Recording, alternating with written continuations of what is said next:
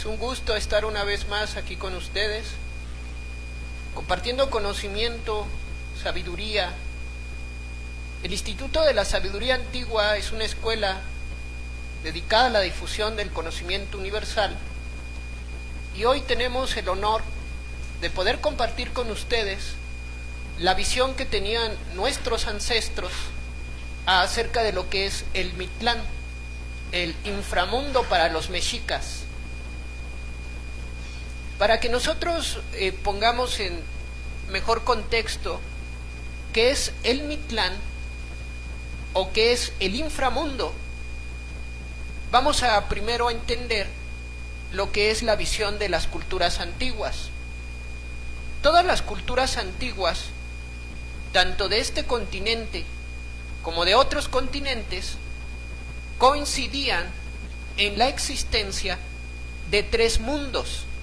Todas las culturas antiguas hablaban de tres niveles de existencia: el supramundo, el mundo y el inframundo.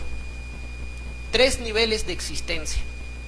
El supramundo son los mundos superiores, podríamos decir que son los mundos divinos, el mundo donde viven los dioses. El mundo es la parte física terrestre.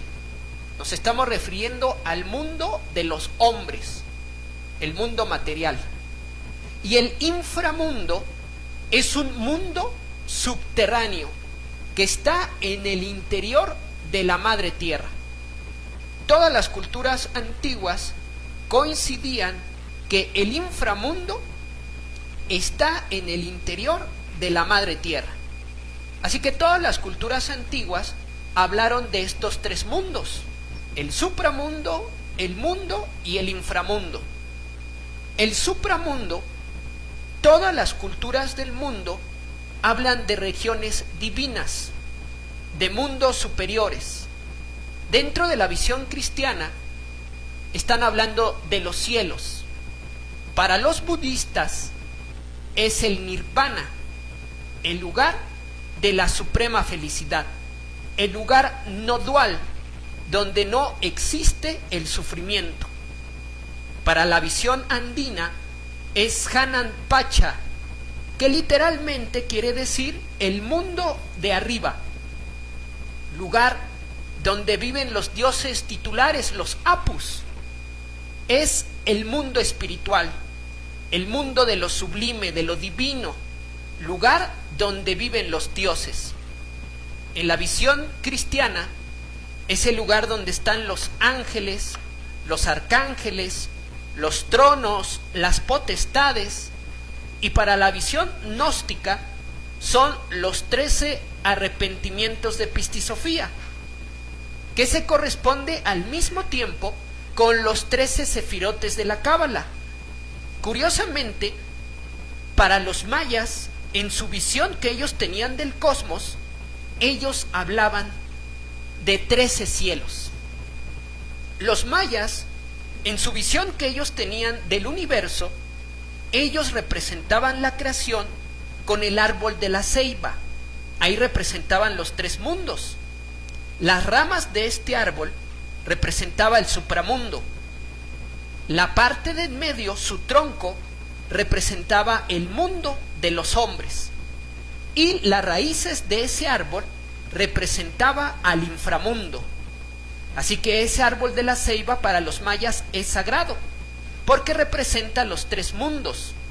En sus poderosas ramas de la ceiba carga los 13 cielos, o 13 estados, o 13 mundos divinos. Así que todas las culturas hablaban de mundos superiores. Ya para la visión maya, la parte de en medio, el tronco del árbol, representa el mundo de los hombres. Es el mundo medio, porque éste conecta al supramundo con el inframundo. Este es el mundo de los hombres. Es lo mundano, es el diario vivir. Y precisamente en esta dimensión es donde se da cierta lucha. Aquí se da cierto drama. Se da la lucha entre la luz y la oscuridad, entre el bien y el mal, entre la conciencia y el ego. Una característica del mundo medio, de este mundo físico terrestre, es de que todo es pasajero, todo es transitorio. La estancia en este mundo es algo impermanente, no vamos a permanecer por siempre. Nosotros tenemos que entender que a esta vida venimos como peregrinos. Todo lo de esta vida física en un momento se va a terminar, y eso sucede en el momento de la muerte. Por eso nosotros tenemos que reflexionar a qué venimos a este mundo. Nosotros venimos con el propósito de aprender, de desarrollar la conciencia. Nunca se nos olvide de que aquí no venimos a echar raíz, aquí solamente venimos de paso, y por eso no tenemos que ver la vida física como el objetivo de todo. Tenemos que ver la vida como un medio para conseguir un fin. La vida es el medio para crecer interiormente, para desarrollar la conciencia. Y por eso lo más importante es trabajar sobre nuestra propia vida, porque nuestra vida es la que nos da las enseñanzas. La vida es el medio para poder desarrollar esencia. Así que lo más importante es que estamos aprendiendo. Para los mayas, ya hablando del supramundo, del mundo, las raíces del árbol de la ceiba representaba el inframundo, el mundo subterráneo. Para la visión de los mayas era el mundo de Xibalbá, y los mayas describían este lugar como un lugar que tenía 9 niveles, lugar a donde iban los muertos, en compañía de los animales nocturnos, como el murciélago, el búho, los jaguares. Curiosamente, todas las culturas del mundo representan el inframundo en el interior de la madre tierra. Ir al inframundo indica descender. Y curiosamente, en la obra magna de Dante el Florentino, italiano, escrita en el año 1300, él también describe al mundo inferior como un lugar que estaba dividido en 9 niveles. En la obra de Dante se habla acerca de 9 círculos. Ir al infierno, que si nosotros buscamos el significado de la palabra infierno, es una palabra latín, que quiere decir región inferior. Y en la visión de Dante, él coincide que está en el interior de la madre tierra. En esta clase vamos a estar recordando mucho la obra de Dante, porque tiene muchas similitudes con lo que dicen nuestros abuelos. Pues resulta que para los mexicas, el Mictlán también era un lugar que estaba dividido en 9 niveles. Aquellos que iban al Mictlán, todo dependía de su manera de morir. Este recorrido, pues, no era eterno. A diferencia del cristianismo, del catolicismo, que hablan del infierno como un lugar eterno, la visión de nuestros abuelos es que nosotros íbamos solamente a un proceso de aprendizaje. Solamente íbamos durante 4 años. Durante esos 4 años, nuestros familiares estaban haciendo ofrendas con el propósito de acompañar a su difunto durante este peregrinar que iba a ser al Mictlán. Para nuestros abuelos era un lugar de pruebas, era un viaje muy largo y peligroso. Atravesar esos 9 niveles indicaba también sufrimiento, indicaba pruebas. Pero ¿quiénes iban al Mictlán? Para la visión de nuestros abuelos, el lugar al que tú ibas después de la muerte tenía que ver con tu forma de morir. Y para nuestros abuelos, había 4 posibles lugares a los que podíamos ir. Uno de ellos era el Tonalcalco, otro era el paraíso de Tlaloc, otro era el Zincalco y el Mitlán. ¿Quiénes iban al Tonalcalco? El Tonalcalco se puede entender como la casa del sol, y aquellas personas que morían en el campo de batalla, esos guerreros iban a la casa del sol.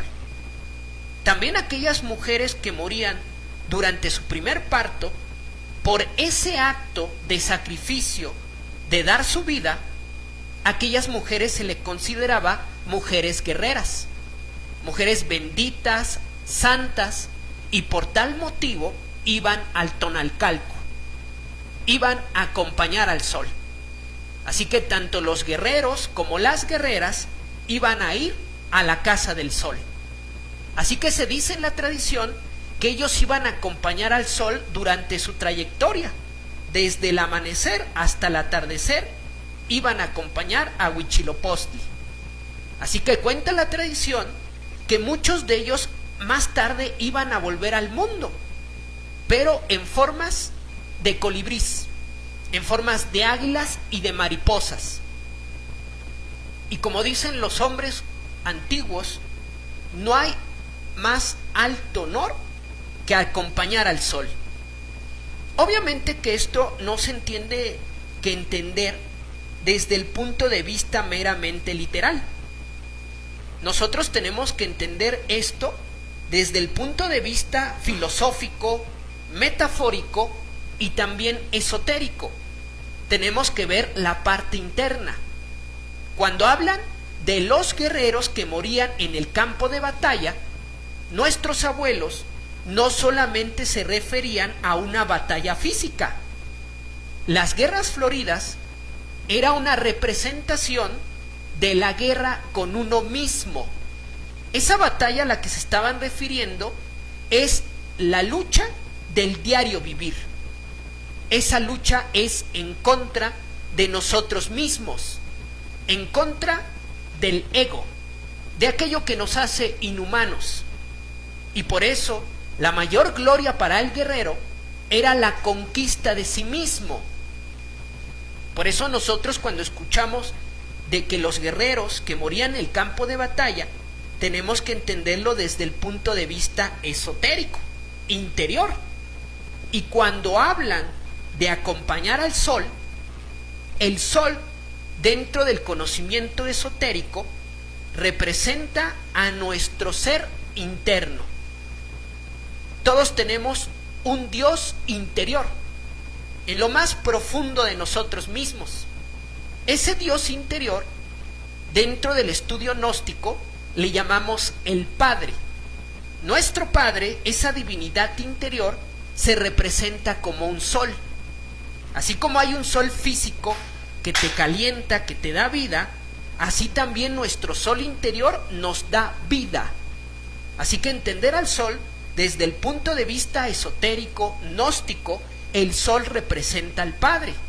Así que aquellos guerreras y guerreras que morían en el campo de batalla iban a acompañar al sol, como si nuestros abuelos nos quisieran dar a entender que se elevaban a la región del Padre, que se elevaban a regiones divinas. Otro lugar al que se iba es al Tlalocan, o paraíso de Tlaloc. A este lugar iban aquellas personas que su muerte estaba relacionada por el agua, o que habían muerto por un rayo. Este lugar, allá en Teotihuacán, hay una pintura que representa al Tlalocan. En este lugar se ve cómo la gente juega, cómo la gente canta. Es un lugar de felicidad, que se describe como un lugar abundante en agua, donde hay muchos ríos, donde la vegetación es abundante, crece todo tipo de grano, todo tipo de fruto. Es un paraíso. Así que aquellas personas que morían y su muerte estaba relacionada con el agua, iban al Tlalocan. Pero esto tampoco lo debemos de entender desde el punto de vista literal. Tenemos que verlo en forma metafórica, simbólica. Tenemos que comprender la parte interior. Y en el caso del agua, cuando nuestra muerte está relacionada con el agua es uno de los 4 elementos generadores de vida. El agua es un elemento que limpia, que purifica. Tú, por ejemplo, si te quieres librar de tus impurezas, entonces te bañas. Si quieres librar tu cuerpo por fuera, utilizas agua. Igual si quieres limpiar tu cuerpo por dentro, igual lo vas a hacer con agua. Tu casa, tú la limpias con agua. El agua es un elemento que purifica, que limpia.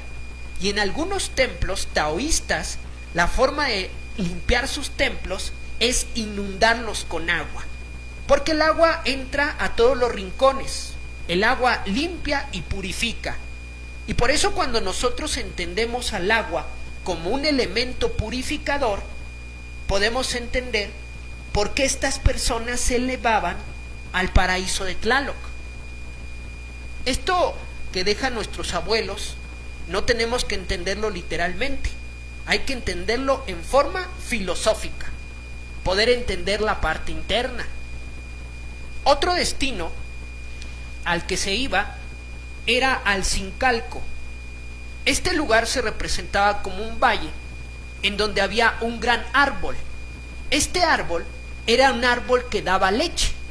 A este lugar iban los niños que no habían alcanzado a nacer, o aquellos niños que habían muerto muy inocentes, iban a este lugar. Este árbol acababa de criarlos, de amamantarlos. Es un lugar como intermedio entre esos mundos superiores y el mundo físico, algo parecido al limbo, porque estos niños más adelante iban a volver al mundo físico, iban a tomar cuerpo, y por eso es como una región intermedia. Así que en este lugar pues no existe dolor, los niños disfrutan de estar en este lugar. Así que para aquellas personas que su muerte no había estado relacionada con la guerra o con el agua, entonces su destino era ir al Mictlán. Como dicen nuestros ancestros, aquellos que no fueron escogidos por Tonatiuh o que no fueron escogidos por Tlaloc, entonces su destino es ir a Mictlán, y a este lugar se va por igual, principales o masiguales, hombres jóvenes o ancianos, todos vamos por igual.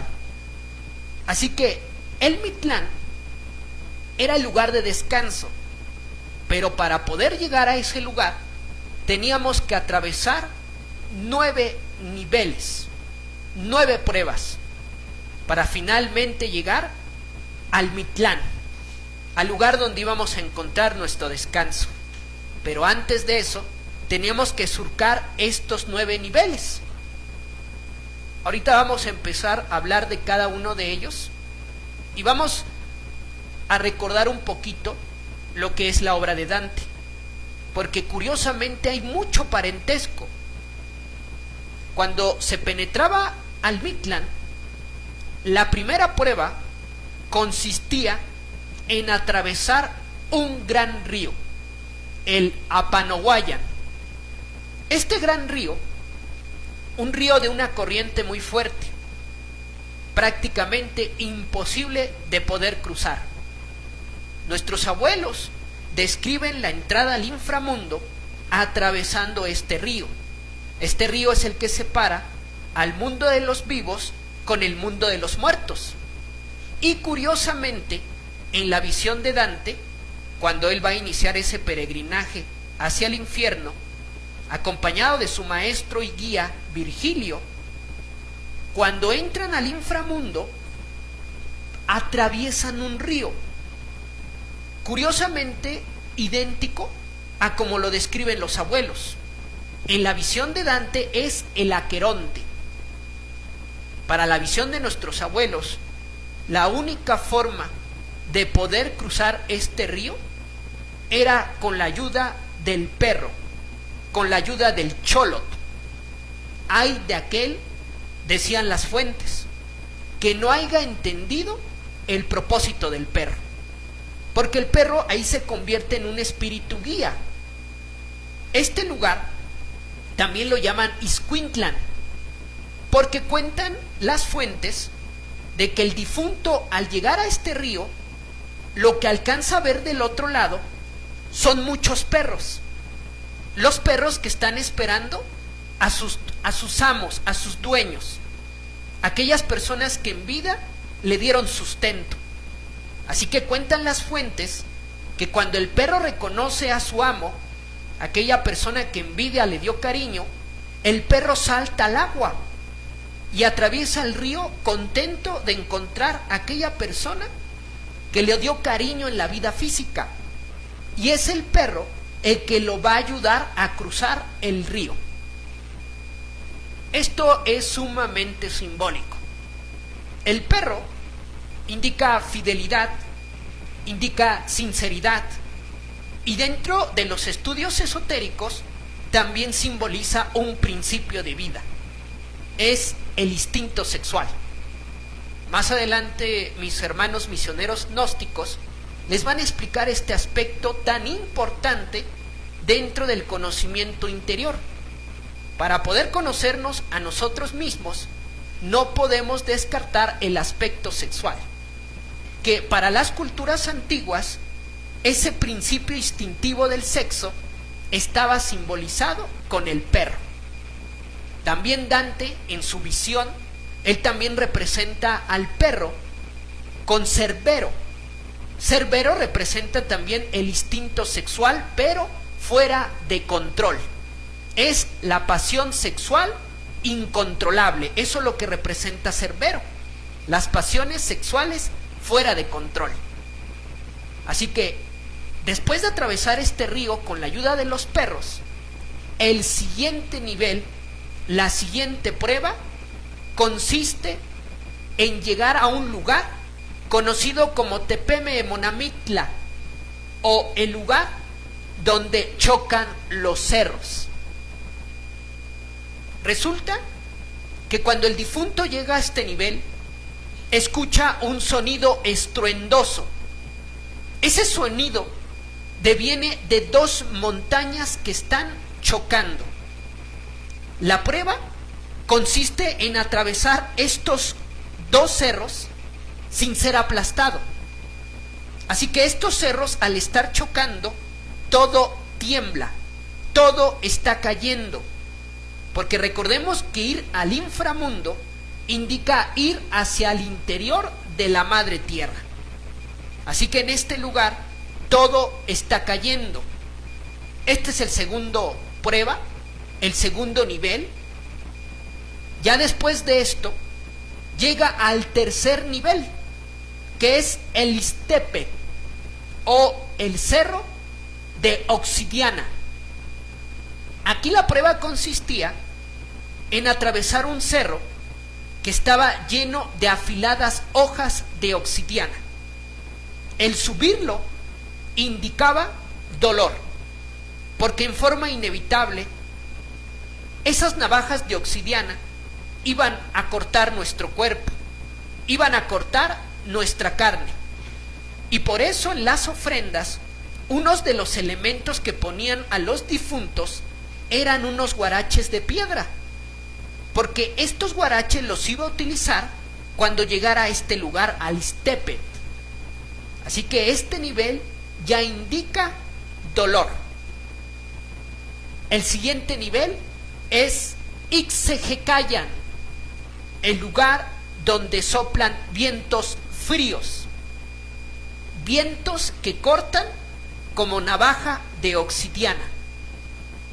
Cuando se llega a este lugar, ya para este momento del recorrido, el camino se ha tornado muy duro, porque aquí hay que soportar un frío extremo. Este es un lugar donde siempre está nevando y donde el frío es tan intenso que corta nuestro cuerpo.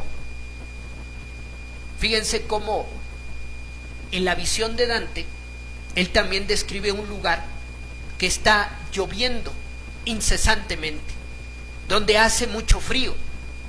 Ese frío simboliza el alejamiento de Dios.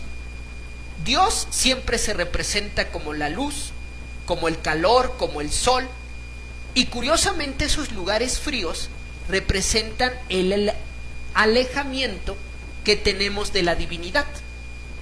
Por eso en este lugar se vienen a experimentar grandes fríos, un frío extremoso.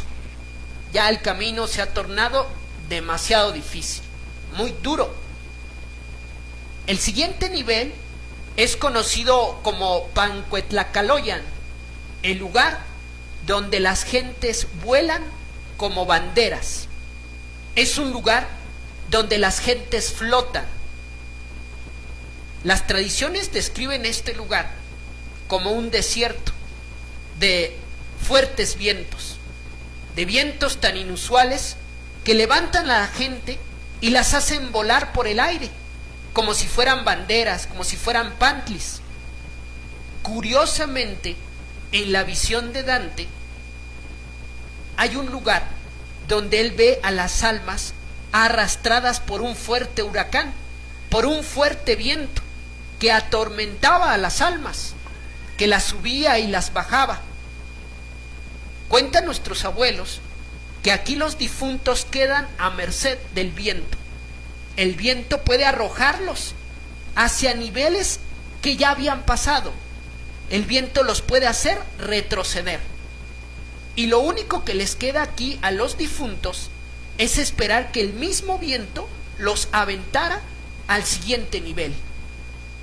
Dante, en su Divina Comedia, al contemplar este dolor de las almas, él siente tanto dolor que en esta parte de la Divina Comedia él se desmaya al contemplar todo este sufrimiento, como este viento atormentaba a las almas sin descanso, sin darles tregua. Ya el siguiente nivel, el sexto nivel, es Temiminaloyan, ese lugar donde llueven flechas. Aquí dice la tradición que salen manos invisibles que arrojan flechas. Estas flechas fueron las que nunca dieron en el campo de batalla. Así que, en forma idéntica, en la Divina Comedia, Dante también habla de una lluvia, pero a diferencia de los abuelos, él habla de una lluvia de fuego. En la visión de nuestros abuelos es una lluvia de flechas. Hay mucho parentesco que existe entre todas las culturas al hablar acerca del mundo inferior, acerca del inframundo. Así que estas flechas inevitablemente iban a abrir nuestro cuerpo, iban a abrir nuestra carne. Y por eso nuestros abuelos decían que a este lugar se iba a vivir una segunda muerte, porque parte de nosotros se empieza a quedar en el camino. Estas flechas empiezan a dañar nuestra carne. El siguiente nivel es Teyolocualoyan, el lugar donde te devoran el corazón. Cuando el difunto llega a este nivel está lleno de jaguares que esperan devorar el corazón del difunto. Aquí los abuelos hablan de hacer una ofrenda. A cambio de nuestro corazón, nosotros le vamos a dar el jade al jaguar, el chalchihuitl, que es una piedra que se consideraba noble como el corazón. Así que aquí nosotros ofrendamos el jade al jaguar, para que el jaguar no devore nuestro corazón. Así que cuentan las tradiciones que este es un lugar de oscuridad, y lo único que se puede escuchar en la noche, en esta oscuridad, es el sonido de los jaguares, que nos están esperando para devorar nuestro corazón. También hay quienes dicen que de la sangre que se derrama esa sangre al tocar el suelo, surge un monstruo de la tierra. Nosotros en este nivel tenemos que huir de los jaguares y huir de este monstruo que sale de la tierra y finalmente llegar al octavo nivel, conocido como Apoxcalocan, que quiere decir el lugar de neblina. Todas las fuentes, los abuelos, las tradiciones, coinciden que este nivel es uno de los más difíciles de todos, porque este nivel es perderse en la neblina. Es una neblina tan intensa que ya no podemos continuar el camino, nos extraviamos. Y la única manera de poder salir de ese lugar es con nuestra propia fe, con nuestra propia fuerza de voluntad. Hay quienes dicen que cuando uno se pierde dentro de esta neblina, al salir, salimos en el Apanoguayan. O sea que aquí podemos volver hasta el principio. Y hay otras fuentes quienes dicen que cuando estamos en esta neblina, entonces vemos nuestra propia vida, de quienes fuimos en este mundo físico, de lo que hicimos y de lo que dejamos de hacer. Así que es un momento de prueba para la conciencia, porque puede que no salga del lugar de neblina. Nuestros abuelos hablan de que este recorrido dura 4 años, pero también cuando se habla de estas pruebas, también se dice que aquí pueden quedar por tiempo indeterminado. Por eso este nivel es uno de los más difíciles. La única manera de salir es con nuestra propia fe.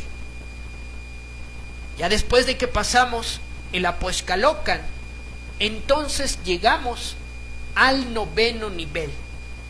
Este 9º nivel es el Chinahuapan, que quiere decir el lugar donde hay 9 ríos. Resulta que cuando nosotros llegamos aquí, volvemos a atravesar 9 ríos. En la visión de Dante, él también llega, cuando llega a lo más profundo del infierno, curiosamente es un agua helada, fría, que se encuentra en lo más profundo del inframundo. Curiosamente nuestros abuelos, hablando de esos parentescos, ellos hablan del Chinahuapan, que ahora hay que atravesar 9 ríos. Y curiosamente aquí nos vuelve a ayudar el perro, el Xolotl. Por eso cuando decían las fuentes, hay de aquella persona que no haya entendido el propósito del perro. Ahora que uno no puede entender cómo hay gente que maltrata estos animales, porque hay divinidades que castigan este tipo de maltrato. Aquí el perrito nos va a volver a ayudar. Y finalmente, cuando atravesamos los 9 ríos, entonces llegamos al centro mismo de la tierra. Llegamos al Mitlán. Pero nuestro cuerpo ya quedó atrás. Para los mayas, cuando uno llegaba a este lugar, su cuerpo, su carne, sus huesos, su corazón, ya habían quedado atrás. Ya las flechas, el frío, los fuertes vientos nos habían quitado todo. Y cuando llegamos a este lugar, llegamos en esencia, en conciencia, porque nos hemos liberado. Nuestros abuelos hablaban de purificación. Nos vamos purificando en cada una de esas pruebas. Y cuando finalmente llegamos al Mitlán, lo que llega es nuestra esencia, pura y virginal. Fíjense cómo es este recorrido que tenían que hacer los difuntos en el inframundo.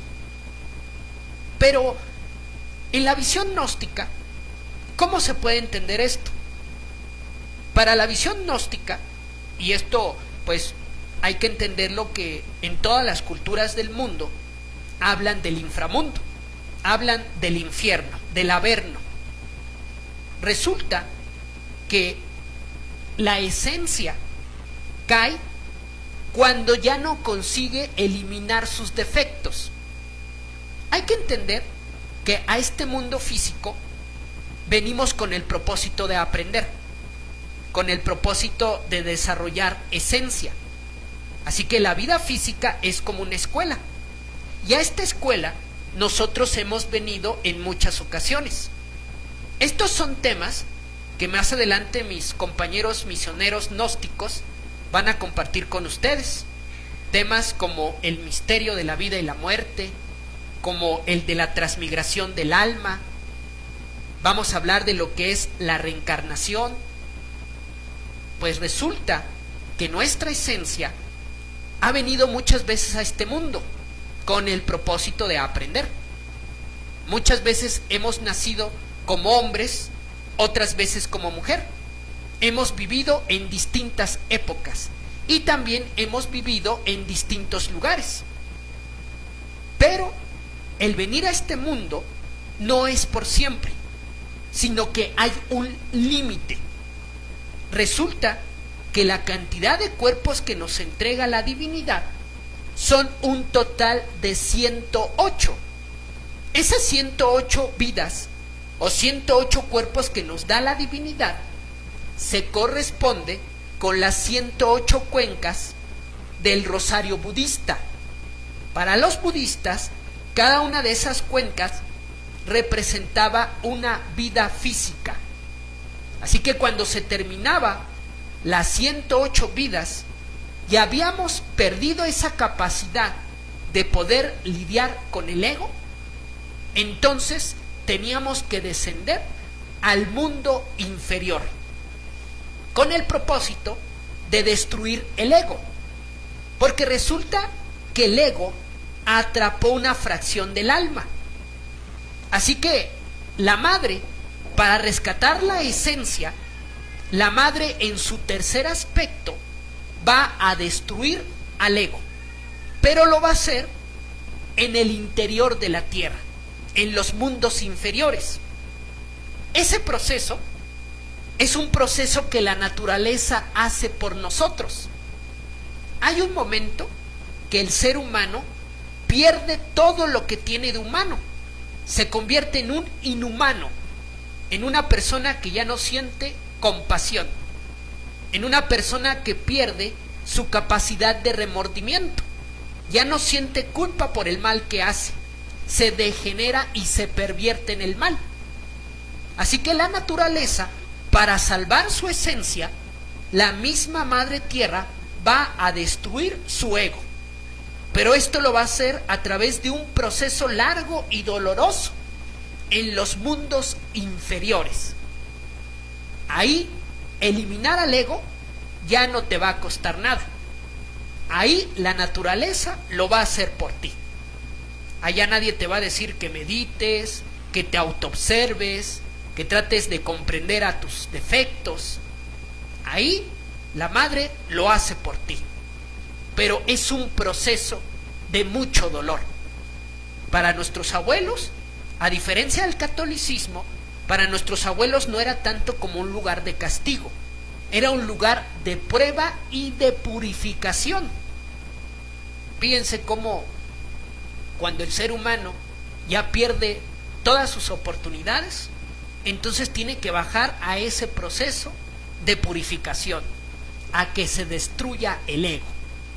Ya nadie, nosotros recomendaríamos un descenso al mundo inferior, porque eso implica mucho dolor, implica mucho sufrimiento. Por eso cuando hablamos de la muerte, no tenemos que hablar de la muerte solamente en su aspecto físico, sino también tenemos que hablar de la muerte en el aspecto esotérico. Nosotros tenemos que morir para vivir. Y ese morir implica la muerte de mí mismo, la muerte de mis defectos. Nosotros no tenemos que esperar descender al mundo inferior para destruir el ego. Nosotros podemos hacerlo aquí y ahora. Primero, tenemos que descubrir esos defectos a través de esta facultad conocida como la autoobservación.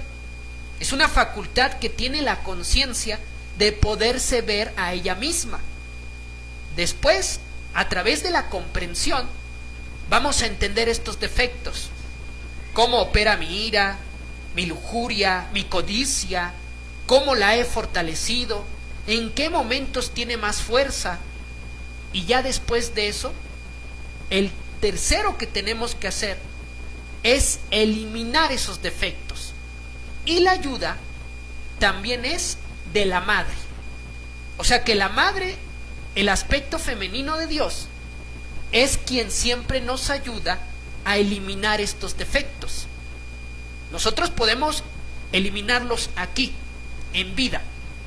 Pero si no lo conseguimos, entonces la madre, en su tercer aspecto, como Coatlicue, como Hecate o Proserpina, ella va a eliminar nuestros defectos, porque el tercer aspecto de nuestra madre es la madre muerte. Ya en anteriores pláticas habíamos comentado de que la madre tiene 5 aspectos. Hablamos de 3 de ellos: la madre cósmica, la madre natura, y este tercer aspecto es la madre muerte, la que literalmente va a devorar nuestros cuerpos cuando llegue el momento de la muerte. Así que el cuerpo, al desintegrarse dentro de la tierra, simboliza ese descenso a través de esos 9 niveles. Por eso es de que el cuerpo se va descomponiendo, nuestras carnes, nuestros huesos, nuestro corazón, y finalmente cuando llegamos a lo más profundo, al 9º círculo, solo llega nuestra esencia, porque todos esos egos se destruyeron en el mundo inferior. Por eso el Cristo venía a salvarnos de la muerte segunda. Esa muerte segunda es la muerte del ego en el mundo infierno. Aquí nosotros en este mundo físico morimos y volvemos a nacer. Volvemos a morir y nacemos. Pero cuando se cumplen las 108 vidas, entonces tenemos que pasar por la segunda muerte, que es la muerte del ego en el mundo inferior. Así que, mis hermanos, nosotros no esperemos descender al mundo inferior para eliminar el ego. Nosotros podemos hacerlo aquí y ahora. Así que no hablemos de la muerte solamente en el aspecto físico. Nosotros tenemos que experimentar la muerte púdica, la muerte psicológica. Tenemos que comprender esos defectos para eliminarlos, porque el ego es la causa de tanto dolor, de tanta miseria. Así que cuando el hombre ya pierde completamente su conciencia, entonces la madre naturaleza, en su sabiduría, ella va a destruir al ego. Así que esto nos debe nosotros invitar mucho a reflexionar. Este es un tema que más adelante mis compañeros van a compartir acerca de lo que son los 9 círculos de Dante. Ahorita nosotros estudiamos en la visión de nuestros pueblos ancestrales. Nosotros como mexicanos, pues somos herederos de una gran cultura. Debemos de reflexionar todo este conocimiento que dejaron nuestros abuelos. Con esto que acabo de decir, no pretendo tener la razón absoluta. Ustedes pueden investigar, pueden ir a las fuentes, pueden ir a las tradiciones, y a través de la meditación y la reflexión tratar de comprender un poquito más todo el conocimiento de nuestros ancestros. No sé si por ahí mis hermanos quisieran preguntar algo acerca de esta plática que con mucho gusto hacemos. Nos gusta mucho compartir, que la gente conozca de todos estos temas que a pesar de tener tanto tiempo, pues la mayoría los desconocemos. No sé si gustarían por ahí hacer algún comentario, una pregunta acerca de lo que es el Mictlán, acerca de lo que es el inframundo, del por qué descendemos, ¿no? Y ahorita ya con la visión gnóstica, pues ya entendemos que una parte de nosotros va a morir al mundo inferior. Esa parte son los egos. Por eso los abuelos hablaban de que ir al Mictlán era experimentar una segunda muerte. No sé si por ahí quisieran hacer algún comentario, una pregunta acerca de este tema que, pues como en la visión de Dante, ¿no? Es un tema que verdaderamente pues motiva mucho, ¿no? A tratar de seguir preguntándonos todas estas cuestiones, ¿no? Aquí mi hermano Sahú egipcio me pregunta, ¿Mictlantecutli es lo mismo que se llama la Santa Muerte? Y después me pregunta, ¿cuál es el simbolismo de los 4 años que tardaban las almas en recorrer el Mictlán? Bueno, estas preguntas son muy interesantes. Hay que entender que el culto a Mictlantecutli es el culto a la Madre Tierra. Cuando hablamos de la muerte, uno de sus aspectos es la Madre Tierra. Así que nuestros abuelos entendían claramente ese principio.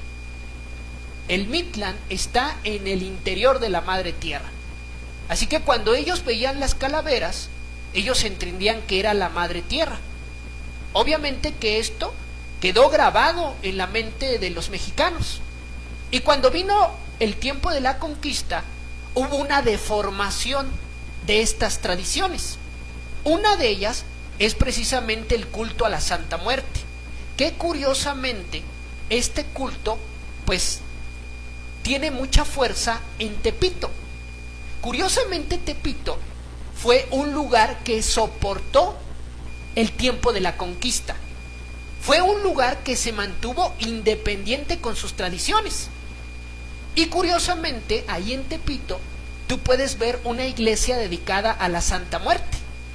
Un día yo andaba por ahí y cuando pasé, porque a mí me dio mucha curiosidad, yo quería ver cómo era, y cuando llegué y vi a la Santa Muerte, vi las ofrendas que había ahí. Ofrendas mexicas, o sea, había fruta, había pulque, había no me acuerdo de fruta, chocolate, cigarros, o sea, completamente una ofrenda mexica, una ofrenda a la Madre Tierra. Obviamente que estos aspectos con el tiempo se pierden y se van desvirtuando y se convierten en cultos como el de la Santa Muerte, que en el fondo es el culto a la Madre Tierra, pero solamente que se deforma. Entonces ya ahorita pues ir a un culto a la Santa Muerte, pues muchos es con el propósito de pedir favores, ¿no? Muerte de enemigos, algunos protección, algunos cuestiones materiales. La realidad es de que Coatlicue representa a la Madre Divina en su tercer aspecto, como Madre Muerte. Ahora, esos 4 años obviamente tienen una relación con los 4 elementos. Esos 4 elementos son los que nos van a purificar en el mundo inferior. Es curioso que esos 4 elementos están en todos los niveles de existencia. Se encuentran tanto en los cielos como en los infiernos. Así que esos 4 años simbolizan también los 4 elementos. Estos nos van a purificar. Ahí me pregunta Brandon, cuando maltratas un perro, ¿cómo lavar ese karma? Bueno, Brandon, me da mucho gusto que igual estés conectado. Tú sabes que existe un karma, que podemos entender al karma como los actos malos que hacemos en la vida, pero también existe lo que es el dharma. El dharma son las cosas buenas que hacemos a los demás o que nos hacemos a nosotros mismos. Obviamente que maltratar a un perro, pues es un karma. Y la única manera de poder compensar ese mal es con el dharma, haciendo actos desinteresados, dando un servicio a los demás. Entonces, de esa manera, como tú puedes compensar el karma. Ahora sí que Yo siempre me quedo mucho con esto que una vez escuché acerca de, en una conferencia, en donde una persona decía de cómo los hermanos cósmicos, los hermanos mayores, aquellos hombres que vienen de otra parte del cosmos, van a tener contacto con nosotros si nosotros no cuidamos a nuestros hermanos menores. Estos hermanos menores son los animales, las plantas, los niños, los ancianos, y nuestro deber es cuidarlos, protegerlos. Así que no está bien que nosotros abusemos de nuestros hermanos menores.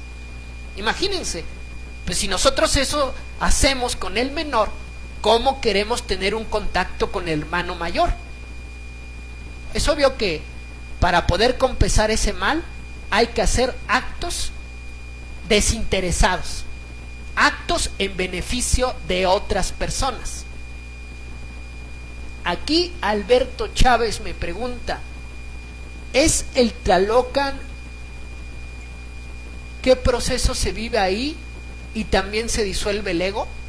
Pues bueno, en la visión de nuestros abuelos, el Tonalcalco y el Tlalocan representan mundos superiores. Mundos, pues, si tú vas a Teotihuacán, vas a ver una pintura que representa al Tlalocan. Este lugar se representa como un lugar de felicidad, como un lugar donde la gente, pues, canta, danza, un lugar donde abunda mucho el agua, donde hay todo tipo de alimento. Es un paraíso. En la visión cristiana, pues serían los llamados cielos. Es el Devachán. Así que ahí, pues no van, digamos, aquellos que tienen el ego. Digamos que aquellos que se purificaron por el agua son los que irían al Tlalocan. Aquellos que pasaron por ese proceso en vida de eliminar voluntariamente sus defectos. Entonces ese tipo de personas se pueden elevar a este cielo. Así que el Tlalocan, pues ahí no se va a disolver el ego. Ya después, aquí Imelda me pregunta, has dicho que tenemos 108 vidas, 108 cuerpos, ¿cómo saber en qué vida nos encontramos? Pues bueno, el maestro en alguna conferencia por ahí menciona que nosotros estamos a punto de cerrar un periodo. Todo tiene un tiempo de manifestación. Nosotros somos el quinto sol. Ese quinto sol representa la civilización actual. Pero antes de este quinto sol existieron 4 soles anteriores, 4 grandes razas. Y cada una de esas razas tuvo un principio y tuvo un final. Así que cuando estamos al final de un ciclo, ya estamos en las últimas vidas. Ahorita nosotros podemos estar entre el cuerpo 106 y 107. Y en algunos casos podemos estar en la vida 108. Puede que este cuerpo que tenemos sea el último. Esta es la última oportunidad que tenemos. Y por eso no tenemos que vivir pensando en qué vida nos encontramos.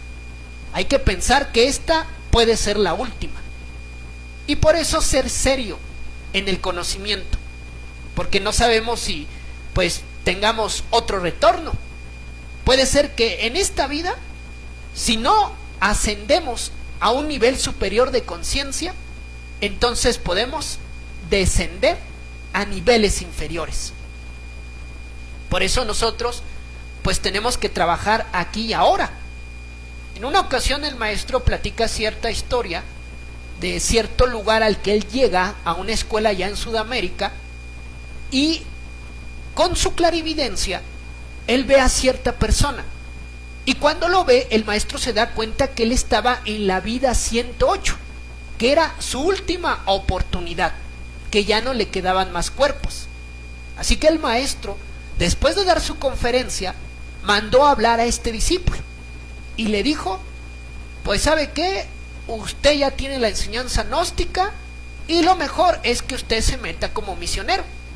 Es mejor que haga un bien muy grande por bien de la humanidad y el maestro le ordenó que se convirtiera en misionero. En cuestión, esta persona le dijo que sí lo iba a hacer, que se iba a meter al camino, que iba a dar la enseñanza, pero en cuanto el maestro se fue de ese lugar, él regresó a su vida normal y se olvidó lo que el maestro le había dicho. Obviamente que cuando se cumple el ciclo, las 108 vidas, entonces gira la rueda y tenemos que descender al mundo inferior, porque la naturaleza ahora va a destruir a todos esos egos. Ya cuando nosotros ya no podemos hacerlo aquí en el mundo físico, entonces la naturaleza lo hace por nosotros. Aquí Eugenia me pregunta, las leyes del Kybalión nos dicen cómo es arriba es abajo, cómo es adentro es afuera. Estas mismas regiones o situaciones las vivimos en el mundo material, así como en el Mictlán. Fíjense qué interesante lo que nos está diciendo aquí Eugenia. Resulta, no sé si recuerdan cuando ahorita que estábamos hablando de que yo les hablé acerca de la ceiba maya. La ceiba representa los 3 niveles de existencia: el supramundo, el inframundo y el mundo. El tronco del árbol representa al mundo, porque en este mundo, aunque nosotros no estemos todavía en los cielos, nosotros en este mundo físico ya podemos vivir en el cielo. Se podría decir que es un estado de la conciencia, es un estado superior. Y hay muchas personas que en vida han llegado a ese nivel superior de conciencia. Y hay personas que en esta vida física, aunque su cuerpo todavía está aquí, su conciencia ya vibra con el mundo inferior. De hecho, hay muchas personas que aunque su cuerpo esté aquí, su conciencia ya está atada al mundo inferior. Son personas que ya no sienten arrepentimiento, ya no sienten remordimiento por el mal que hacen, sino al contrario, se pervierten en el mal. Así que el cielo y el infierno tenemos que buscarlos en esta vida física material, porque aquí nosotros ya estamos interactuando con estas dimensiones. Cuando por ejemplo tú haces una oración, cuando haces una meditación, entonces estás vibrando con esos mundos superiores. Cuando amas, cuando perdonas. Y sin embargo, cuando una persona está llena de ira, está lleno de rencores, yo he escuchado decir que vive en el infierno. Fíjense, todavía físicamente no baja, pero en su psicología ya está en el mundo inferior. Aquí Ariel me pregunta, Arturo, ¿un pastor también gana dharma? Pues sí, obviamente que si está haciendo bien su labor, pues obviamente gana dharma, pero igual es como todo, ¿no? Es como un médico pues puede ganar mucho dharma haciendo su labor, pero igual puede causar también mucho karma. Cuando no se sabe llevar bien el oficio y se desvirtúa la medicina, entonces puede generar mucho karma. Cuando tú haces de la medicina un negocio, entonces puedes generar mucho karma. Lo mismo sucede con un pastor. Un pastor, si hace bien su trabajo, si se esfuerza, pues obviamente que va a ganar dharma. Pero igual, como todo, si se desvirtúa, entonces también podemos crear mucho karma. Hay muchos pastores fanáticos de mente intermedia que no aceptan otras culturas. Y obviamente que ese es un mal que se hace, porque mucha gente, en lugar de aclarar el camino, de entender que todo es lo mismo, que todas las culturas son una, lo único que hacen es separarnos, dividirnos entre sus iglesias, entre sus creencias, perdemos el camino. Por eso se puede ganar dharma, pero también se puede generar mucho karma. Aquí Serpiente Quetzal me comenta, ¿qué tan bueno o qué tan malo es rendir culto, respeto a la muerte? No como santero, sino como Macehual. Pues es claro, ¿no?, que la muerte se tiene que ver como como nuestra compañera. Porque recuerden que hay una dualidad que las culturas antiguas supieron entender muy bien. Esa dualidad que existe entre vida y muerte. Nacer indica morir. Desde que tú naces, indica que la muerte está contigo, de que la muerte te acompaña. Así que tenemos que ver a la muerte pues como algo natural. Ya no ver a la muerte con miedo, sino ver a la muerte como nuestra compañera. Cuando nosotros expliquemos los misterios de la vida y la muerte, vamos a entender que la muerte no quiere decir fin. La muerte quiere decir cambio, quiere decir transformación. Porque vas a cambiar de una forma y vas a tomar otra. Por eso la muerte no quiere decir fin. La muerte quiere decir cambio, quiere decir transformación. Y bendita sea la muerte, porque ella permita que exista la vida. Imagínate vivir por siempre, ¿va? Si te enfermaste, imagínate, tu dolor va a durar siempre. Pero yo les pido que ustedes reflexionen, ¿qué es la muerte para una persona que está experimentando mucho dolor en un hospital? Una persona que no se puede morir y que está sufriendo mucho. Cuando llega la muerte, para esa persona, la muerte es un bálsamo, porque termina con su dolor, termina con todo su sufrimiento. Por eso, bendita sea la muerte. Y nosotros no tenemos que ver la muerte con tristeza, no tenemos que ver a la muerte como algo malo. Nosotros, por el nivel de conciencia que tenemos, vemos a la muerte con dolor, lloramos con la muerte de un ser querido. Pero si tuviéramos conciencia, no sufriríamos con la muerte, porque entenderíamos que la muerte solamente es un cambio. Dejamos este mundo físico, pero más adelante volvemos a venir, o ya sea que ascendamos a mundos superiores o que descendamos a mundos inferiores. Así que veamos a la muerte como nuestra compañera, como nuestra amiga. Así que cuando tú piensas en la muerte y meditas y reflexionas en ella, ella te ayuda a aclarar el camino. Vaya que no somos eternos, hermanos. Aquí nacemos y en algún momento vamos a morir. Así que confrontemos el momento de nuestra muerte. Reflexiona y medita un poco acerca de este evento que inevitablemente, te guste o no, va a suceder. Por eso este tema de la muerte es un tema que me apasiona mucho, porque aquí no es teoría, no es de que alguien diga, no, yo no creo en la muerte. Pues la muerte no es una cuestión de creencia, la muerte es un hecho contundente. Un día vamos a morir, ya sea dentro de unos minutos, dentro de unas horas, dentro de unos días, años. Un día vamos a estar frente a la muerte. Hay que meditar en ese misterio para que cuando llegue, entonces ahí nos vamos a dar cuenta que en realidad la muerte, su otra cara era la vida. Así que pues obviamente que hay que sentir respeto hacia lo que es la muerte, verla como algo natural. Así que pues aquí Mari nos manda aquí un saludote. Dice que le gusta el Dharma. Pues sí, hay que trabajar por bien de otros, siempre por bien de la humanidad. Aquí Vivian Carrillo, o sea, que me dice que es bien difícil. Pues sí, es difícil en realidad lidiar con los defectos, eliminarlos es difícil, pero no es imposible. Podemos eliminar los defectos, podemos luchar en contra de ellos.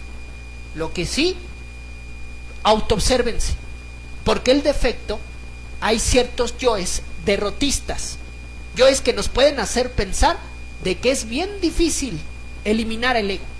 Decir, no, el camino del conocimiento es bien duro, bien difícil. No, pues ¿cómo voy a recorrer ese camino? Esto es para maestros, para iniciados. No, pues este camino no es para mí. Siempre muy pendiente con este tipo de pensamientos, porque por estos yoes derrotistas podemos tirar la toalla sin haber siquiera empezado el camino. Así que mucho cuidado con ese tipo de pensamientos. Aquí Carmen me pregunta, ¿por qué si la muerte es una forma de la madre naturaleza, acepta ofrendas y hace favores? Obviamente que cuando hablamos de la muerte como la madre naturaleza. En uno de sus aspectos, pues ella es cuatlicue. Así que, en el fondo, esos 5 aspectos de la madre son el mismo. Nada más que ella se manifiesta de distintas maneras. Pero el amor de la madre es exactamente el mismo. La madre ama tanto a su hijo que está dispuesta a acompañarla al mundo inferior. Ella lo ama tanto que ella está dispuesta a eliminar sus defectos. Así que no está mal las ofrendas a la madre tierra. No está mal que se le rinda culto y que se le tenga respeto al aspecto de Coatlicue. Ya el culto a la Santa Muerte pues es otra cosa, que como yo les decía, viene de Coatlicue, pero obviamente que con el tiempo se deforma. Así que ofrendar a ese tercer aspecto con nuestro entendimiento. Aquí Eugenia me dice, una alabanza en la tradición dice, la muerte yo espero de noche y de día, lo único que temo es a la agonía. Pues ahora sí que nuestros abuelos, nuestros ancestros, pues era mucho la poesía, va a expresar la sabiduría a través de bellos versos, de la palabra florida. Así que la muerte, pues tenemos que esperarla. Algún momento va a suceder, nos guste o no. Y la agonía, uno puede tener miedo al sufrimiento, pero cualquier dolor, por intenso que sea, tiene un fin. Cualquier tipo de dolor. Recuerden que en esta vida física todo pasa, ¿va? Nada es eterno, todo cambia. Y el sufrimiento, por intenso que sea, va a pasar. Cualquier momento de felicidad pasa. Y cualquier momento de dolor, por doloroso que sea, también pasa. Así que no suframos por esa agonía, porque al final la muerte es un descanso. Yo les pido mucho que ustedes investiguen acerca de esas experiencias cercanas a la muerte, de gente que experimentó la muerte y durante ese proceso experimentó un gran descanso, experimentaron un alivio. Muchos de ellos ya no querían volver al cuerpo, y en su experiencia, cuando vuelven al cuerpo físico, cuando la esencia entra al cuerpo, entonces empiezan a experimentar todo tipo de dolor. Por eso el dolor viene del cuerpo físico, pero no es eterno. Aquí Roque Rojas me dice, hola, buenas noches, qué buena redacción, muy claro, gracias Arturo. Pues igual, gracias a ustedes. Por ahí editamos un video, bueno, yo no lo edité, ¿va? Ahí nos hizo el favor mi hermano Miguel de hacer la edición. Es un video que hacemos con mucho corazón. Esas representaciones están en nuestra escuela. Aquí buscamos un espacio para hacer esta representación del Mictlán, de esos 9 niveles. Ahí les pedimos mucho que puedan compartirlo para que otras personas, y sobre todo aquellos que no tienen ningún conocimiento de estos aspectos, pues puedan conocer esta sabiduría del conocimiento universal, porque esta cuestión del inframundo no es propiedad de nadie. Todas las culturas hablan del mundo inferior. Así que estudien, investiguen y van a encontrar muchas similitudes. Lo que sí coinciden todos es que hay algo después de la muerte, y a ese lugar vamos dependiendo el cómo fuimos en esta vida física. Así que cielo o infierno, pues nosotros lo hacemos aquí, desde este plano. Así que yo los invito mucho a que estos temas los reflexionemos y los llevemos a la meditación. Así que por mí, pues es todo. La verdad que siempre es un gusto estar aquí. A mi hermano Sajú igual te mandamos pues muchos abrazos. Y muchas gracias a ustedes también por conectarse. Ojalá puedan compartirlo, puedan ver el video, para que esta información llegue a más personas. Si no hay más preguntas, hermanos, pues ahí estamos el miércoles Por ahí van a compartir la conferencia acerca de lo que es la clave Sol. Ahí anden muy pendientes. Si no hay más, por mí es todo. Nos vemos, hermanos.